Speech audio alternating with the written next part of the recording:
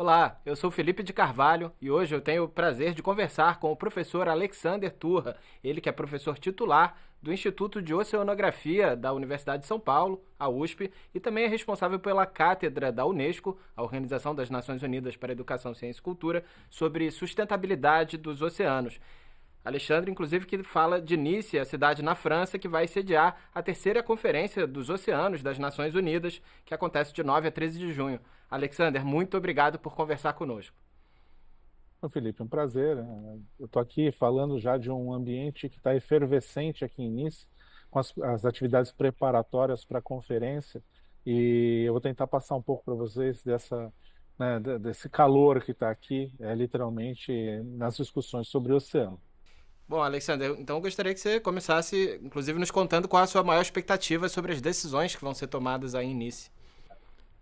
Pois é, eu acho que o grande ponto dessa conferência, que é a terceira, né? A primeira foi em Nova York em 2017, a segunda em Lisboa em 2022 e a terceira agora na França, em Nice, em 2025.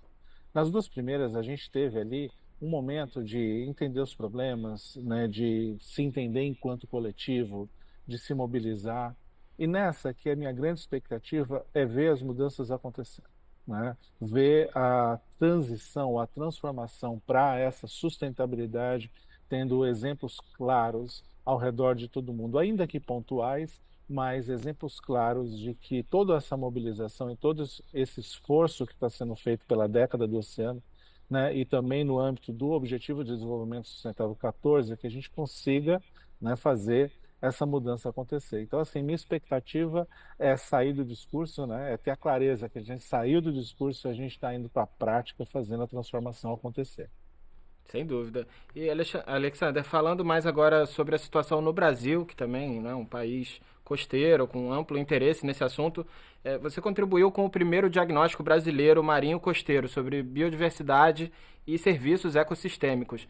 Então, eu gostaria que, com base nesse levantamento, você pudesse compartilhar com o nosso público algo que normalmente as pessoas não sabem sobre a importância do oceano na nossa vida.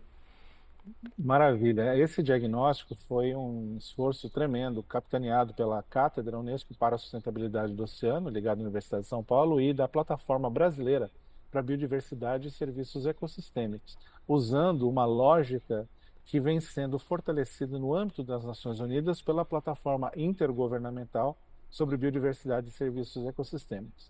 A gente conseguiu, com base nessa estratégia de trabalho, ressaltar alguns pontos. O primeiro deles é que o Brasil é uma nação oceânica, de fato. A sua economia depende fortemente do oceano. A brasilidade está muito associada à presença do mar, que não é só a praia. A gente está falando de uma área imensa que foi batizada pela Marinha de Amazônia Azul, dada a importância e a dimensão. Então, a gente está falando de um ambiente que está no imaginário das pessoas, mas também está na vida, no cotidiano dos brasileiros que moram perto ou longe do mar. Aqueles que comem o pescado, aqueles que vestem roupas ou tênis que chegam de navio, né? Aqueles que dependem da chuva, né, cuja água vem do oceano e passa pela Amazônia, por exemplo. Né? Então, o que a gente conseguiu mostrar? A gente conseguiu mostrar a interligação dos processos que ocorrem no oceano com as atividades humanas que ocorrem no continente. Né? E com isso a gente pôde também mostrar a tendência de degradação que o oceano tem experienciado, né? Que a gente tem visto, e com isso a gente tem um potencial de perder aquilo de bom que ele nos traz. Né? E isso não é inteligente. Né? Então, o que a gente faz? A gente conclui esse relatório com uma visão bastante estratégica de que caminho seguir. E mais do que isso, a gente conseguiu, de uma forma inédita no mundo todo, criar um capítulo escrito pelas comunidades tradicionais e que, de certa forma, trazem narrativas que são muito alinhadas com o que a ciência está trazendo. Ou seja, o dia a dia dessas pessoas revela aquilo que a gente, pela ciência, está conseguindo também demonstrar. Uma tendência de perda de qualidade ambiental, uma tendência de perda dos benefícios que o oceano nos traz. E aí, né, isso nos chama para uma ação, que é a ação que eu estou mencionando que a gente tem que tomar aqui na Conferência do Oceano. Isso tem que voltar para o Brasil tem que implementar as suas políticas públicas a ponto da gente mudar essa realidade, porque políticas públicas há, né? O que falta é uma capacidade maior de implementação. Bom, Alexander, e falando nessas ações urgentes que precisam ser tomadas, um dos focos dessa terceira conferência dos oceanos vai ser o tema da economia azul. Então, eu gostaria que você falasse um pouquinho qual a situação no Brasil e o que falta para avançar mais, tendo a economia azul como um possível eixo de soluções, de busca de sustentabilidade. O Brasil, assim como o mundo, de uma forma geral, está acordando, né? Está despertando para esse universo que a gente tem chamado de economia azul, né?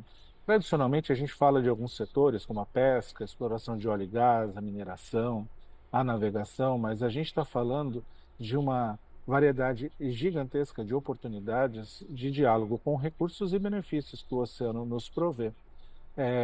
Aqui na Conferência do Oceano, na Zona Verde, né, a Green Zone, existe um pavilhão dedicado a startups do mundo inteiro.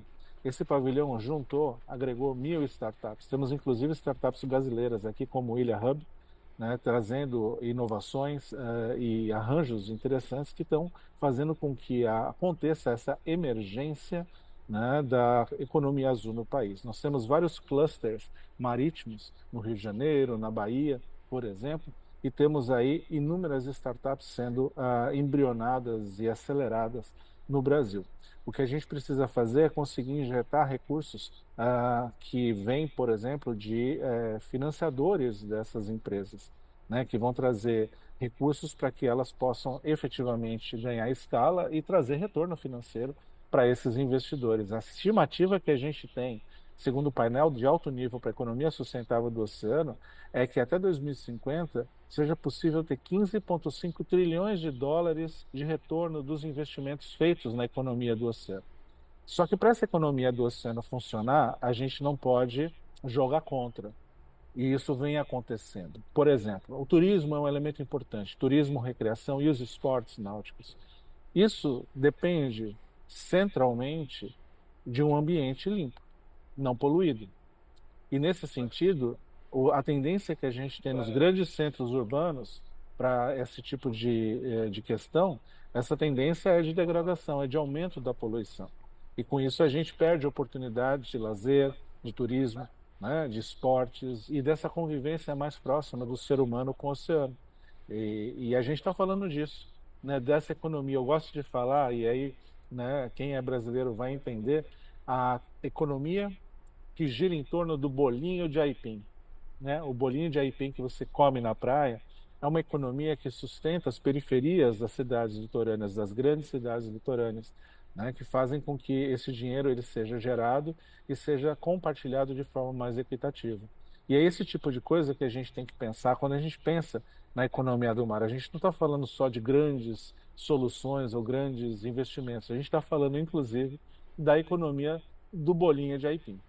Certo. E Alexander, mas em relação a setores emergentes, né, de economia azul, por exemplo, produção de energia limpa e renovável no oceano, o Brasil tem potencial nessas áreas emergentes também? O Brasil ele tem um potencial em várias áreas, né? Nas áreas emergentes, como a eólica offshore, o Brasil é o país que tem o maior potencial de geração de energia dentre todos os países do planeta. E a gente tem buscado fazer isso de forma responsável, né? Curiosamente, eu coordeno um projeto de pesquisa e desenvolvimento focado no aprimoramento da avaliação de impacto ambiental associada a eólicas offshore, de forma que elas tragam benefícios e os prejuízos que ela possa trazer sejam minimizados, né? Sejam atenuados. É isso que a gente está buscando. Quando a gente fala da bioeconomia, esse é o outro universo, muitas vezes associado ao que a gente chama de biotecnologia. Eu tento traduzir isso em coisas que agregam valor, como o líquido de impressora, né? A tinta da impressora é um líquido muito caro, né? E na biodiversidade a gente pode ter o equivalente e entendendo produtos naturais dessa biodiversidade que podem ter um valor agregado muito grande. De forma que no futuro, talvez, a carne do peixe seja o subproduto a ser vendido e não necessariamente o principal produto, né? Para ilustrar de uma forma talvez um pouco mais palatável para as pessoas. Então nós temos aí universo de possibilidades que dependem de um oceano saudável, depende da biodiversidade, tá lá, da biodiversidade existir. E por isso que a gente não pode comprometer a saúde desse ambiente, senão a gente vai estar comprometendo a nossa própria capacidade de desenvolver essa economia sustentável do oceano. Sem dúvida. E Alexander, falando em um ambiente saudável, né, tem um tema que vai aparecer na declaração que vai ser adotada aí na terceira conferência dos oceanos, e é um tema que também está cada vez mais presente nos debates internacionais, que é a mineração no fundo do mar. Né? No caso da margem continental brasileira, o que está em jogo quando se fala desse tipo de exploração? A mineração de mar profundo, ela é uma atividade bastante controversa, porque ela está amparada ou está alicerçada em muitas incertezas. E é por isso que vários países, incluindo o Brasil, defendem o que se chama de pausa de precaução. Não é bem uma moratória, mas é uma pausa de 10 anos para que a gente consiga avançar no nosso conhecimento. E isso é tão gritante o nosso desconhecimento desses ambientes que no ano passado, em 2024, se descobriu um fenômeno que foi batizado de oxigênio negro, né? Porque ele está sendo gerado na escuridão sem a presença de luz por um processo físico que a gente aprende na escola, que é a eletrólise, né? Então, os nódulos polimetálicos, por conta, né, de como eles funcionam, né, do eletromagnetismo que está associado a ele e das cargas elétricas que fluem de um lado para o outro, eles promovem a eletrólise, sendo uma fonte importante de oxigênio para o mar profundo. A gente não sabia disso até o ano passado. E isso é uma das coisas que a gente está descobrindo. Então, além de tudo, é um ambiente muito frágil, né? É um ambiente em que a biodiversidade demora muito tempo para se recuperar. E isso traz para a gente um entendimento de que há uma vulnerabilidade muito grande. Então, o que que acontece? A gente tem ali uma pressão da indústria de alta tecnologia, como os celulares, por exemplo, que demandam produtos, né, minerais de altíssimo valor, né, que têm abundância nos nódulos, que ocorrem lá a 3.000, 4.000 metros de profundidade, nas crostas cobaltíferas, como aquelas que a gente tem na elevação do Rio Grande, ao largo do estado de São Paulo, e também aos sulfetos polimetálicos, que são associados a vulcões que pararam de funcionar, né? E que temos também algumas regiões, especialmente perto de São Pedro e São Paulo, perto de Noronha. Então, o Brasil tem acesso nas águas sob a jurisdição nacional, na Amazônia Azul, mas também pode acessar esses recursos fora. O fato é que a Organização das Nações Unidas, que está a cargo, né, que é responsável por esse processo, se chama a autoridade, né, da International Seabed Authority, a autoridade dos fundos marinhos, ela não estava trabalhando de forma muito equilibrada, ela não estava trabalhando de forma muito imparcial. E agora, com a eleição, né, da Letícia Carvalho, que é uma brasileira, que estava no Programa das Nações Unidas para o Meio Ambiente, a gente tem ali a possibilidade de trazer um pouco mais de compreensão, um pouco mais de sensibilidade para uma discussão de algo tão importante, que é um tipo de minério que não pode virar commodity, não dá para você fazer isso, o Brasil explorar e vender como uma commodity em quantidade para os outros países. A gente, se for usar um dia, tem que usar com sabedoria, trabalhando em cima da agregação de valor, para esse valor e essa riqueza ficar no país, né? E é nesse sentido que a gente tem que pensar como usar, quando usar, para que usar e a quem isso vai beneficiar. E eu acho que essa é a grande discussão geopolítica que está por trás dessa pausa eh, precaucionária que está sendo colocada para a gente poder entender do que a gente está falando. Não só o Brasil, mas o mundo todo. Sem dúvida. Alexander, para a gente encerrar, eu gostaria que você falasse um pouco, né? A gente sabe que em novembro todos os olhos também vão estar voltados para o Brasil, para a COP30, a 30ª Conferência das Nações Unidas sobre Mudança do Clima. E essa ligação entre oceano e clima é algo que, né, ainda precisa de mais informação, mas também pode se tornar um tema relevante dentro dessa conferência, justamente pelo Brasil ser um país também com grande conexão com o mar. Na sua visão de especialista, como é que esse tema deveria ser tratado na COP30, essa relação entre oceano e clima? O nexo oceano, biodiversidade e clima, ele é inseparável. ele é essencial para a gente entender o problema das mudanças climáticas e os caminhos para enfrentá-las de uma forma holística, de uma forma sistêmica. Então, não dá para a gente falar de mudança do clima sem falar de oceano, por várias razões. Primeiro, porque é o oceano que ajuda a gente a regular o clima do planeta e fazer com que ele seja menos quente do que seria se não tivesse o oceano. O oceano acaba sofrendo com isso, né, pelo processo de acidificação. O oceano também se aquece e, com isso, o seu nível acaba se elevando por conta do derretimento das camadas polares e também pela expansão térmica da água. E isso traz problemas para as zonas costeiras. Então, a gente tem uma relação do oceano com as mudanças climáticas que resvala diferentes caminhos. Ele é um grande aliado e a gente tem que considerar isso. E quando a gente fala da energia eólica ou de outras energias limpas associadas ou renováveis associadas ao oceano, a gente tem aí uma oportunidade gigantesca de fazer a transição para uma economia de baixo carbono, deixando de explorar petróleo, deixando de explorar gás e carvão. E nesse sentido, a gente pode, então, olhar o oceano como esse grande trunfo que a gente tem nessa transição. Por outro lado, ele vem sofrendo. E esse sofrimento que ele vem, né, vem tendo, ele acaba sendo transposto para a gente. A gente sofre junto. Né? Então, os eventos extremos que têm aumentado em magnitude e em frequência vêm causando mortes nas zonas costeiras dos diferentes países, especialmente em camadas mais vulneráveis da população, né, que estão nas encostas ou estão nas palafitas. E com isso, a gente tem então um problema sistêmico que vai ser mais fortemente, ou vai ter um impacto mais forte nesses países como o Brasil, que tem essa desigualdade de distribuição de renda, né? E na verdade os prejuízos eles são democratizados para quem tem menos renda, e enquanto que as pessoas que têm mais renda acabam tendo outras formas de lidar com isso. Ou seja, é uma questão sistêmica. O oceano está no meio dessa discussão e a COP em Belém é o lugar perfeito para que a gente consiga unir a Amazônia Verde e a Amazônia Azul num diálogo integrado, para que a gente jamais deixe de considerar essa relação intrínseca e indissociável entre o oceano e clima.